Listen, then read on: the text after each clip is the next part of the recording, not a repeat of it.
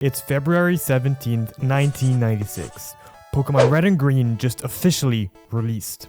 This marks the birth date of what will later become the highest grossing media franchise of all time, and the date that would turn the gaming industry completely on its head. The games were quite instantly a success, producing over 31 million sales over their lifetime.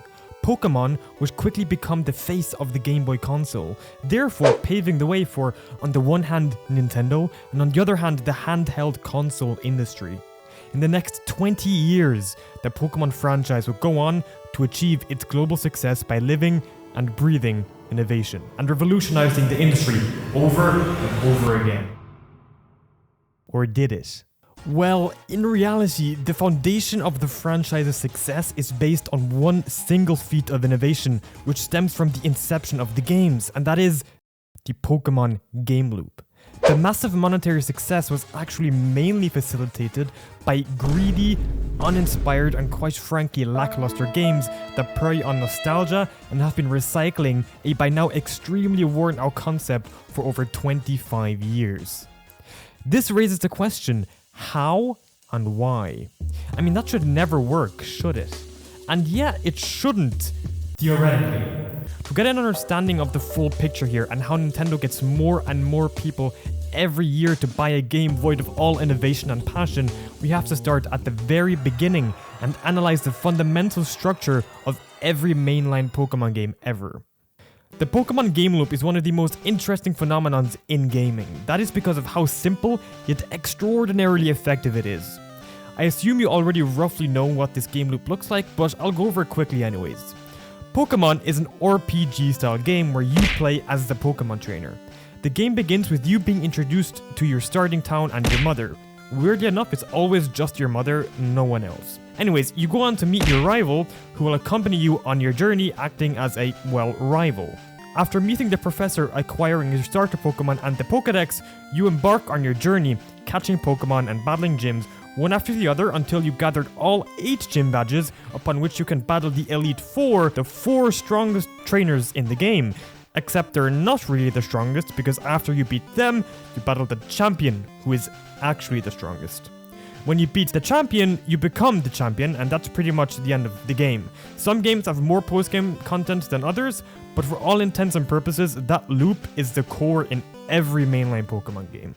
Great, now we understand what this game loop looks like, but why is Pokémon able to copy and paste the same games over and over again and release the same games over and over again, just with a fresh coat of paint?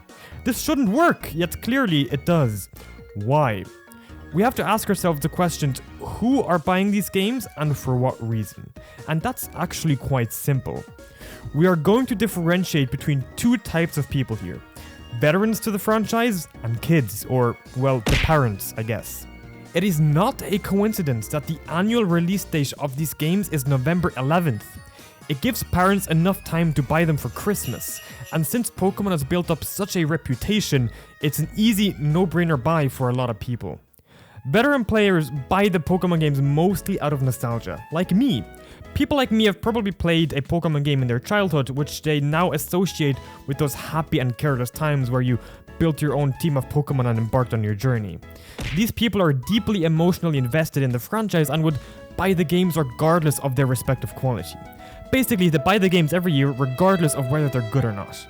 And here's where things start to get iffy. There are 2 key themes that keep coming up here: money and lack of innovation.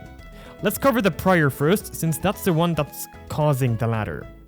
You see, the Pokémon formula is probably the most effective formula/game loop ever to exist.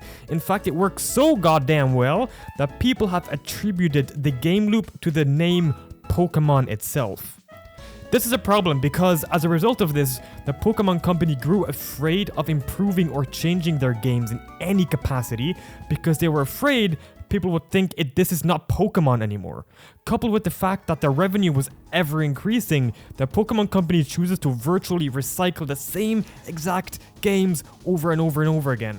And as if that weren't bad enough, they also have the audacity to sell 2 copies of the same game. I never understood this. And don't try to tell me that they're doing this to promote interactions between players. By artificially forcing you to have access to both copies in order to complete the Pokédex.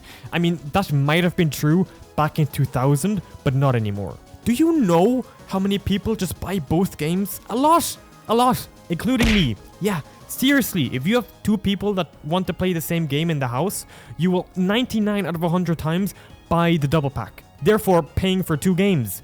In the case of any other game, you would never do that. You'd never buy the same game twice. I mean, that would be stupid.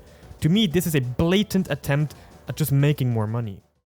Oh, and you thought we were done, weren't you? You thought that selling the same games to emotionally invested players over and over again, a complete lack of improvement over their formula, and selling two identical games was supposed to be it. Well, spoiler alert, it's not. The worst of all of this is something that I have never seen anyone touch upon, and that is the release schedule, which also leads into our second main point, lack of innovation. Alright, just stay with me here, okay? Stay with me here. If you're making highest grossing media franchise of all time kinds of money, and you don't need to change up your game in order to get said money, what do? That's right, you release as many of these games as you can. And that, ladies and gentlemen, is what leads us to an annual release date for Pokemon games. Does anyone understand how insane that is? Do you know how long it takes to make a AAA Pokemon game? Longer than a year, that's for sure. So what they do is they work on multiple games at once, splitting their workforce. If you are a follower of a Pokemon in any capacity, I am sure that you are aware that the quality of Pokemon games has been on a steady decline over the last decade. That is because of this, and it's not just me saying that, it is a pretty unanimous opinion amongst the community. It didn't used to be like this either. Pokemon used to have more time between releases, but since they went 3D, this changed. And clearly, it changed for the worse. Sometimes I just wonder how Pokemon would look like if it were treated like Zelda. Be honest, Breath of the Wild has exceedingly more quality than the last 5 years of Pokemon games combined. Why? Because Zelda takes its time and focuses on the quality of the game. Yes, they need 7 years to make a game, but when it does release, it's the best game you've ever seen from the franchise. It's one game, not two, and it is a masterpiece. And no, this is not Game Freak's fault, they are just the ones making the games. This is the Pokemon Company and Nintendo. They are the ones pushing out 2 games a year. Still, the profits proceed to go up. If you think about it, it's kinda genius. I mean, I'm sitting here, writing the script for this video about how evil and greedy the Pokemon Company is, yet I'm literally one of these people who buys the games every year, and because they change it up just enough for me to want to buy it. I do need to give them some credit here though, because considering the latest development in the franchise, things are definitely getting better. I mean, finally. But Legends Arceus was the first big step Pokemon has taken to something new. It was bold, extremely bold for a matter of fact, and extremely unexpected, but it worked wonders. It was probably the most well-received Pokemon game in history, and it's a step in the right direction, so are, of course, Scarlet and Violet, even if they were slightly worse, in my opinion. In my opinion.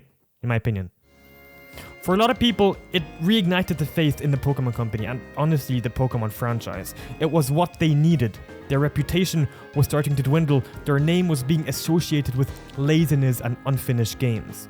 But I am excited now. I am excited and I am hopeful for the future of Pokemon. I do these videos while going to school, pursuing my hobbies, and well, having a life, but I put a lot of thought and effort into my videos, so if you want to support me, you can do that by subscribing. Alright, enough cheesy shit. See ya.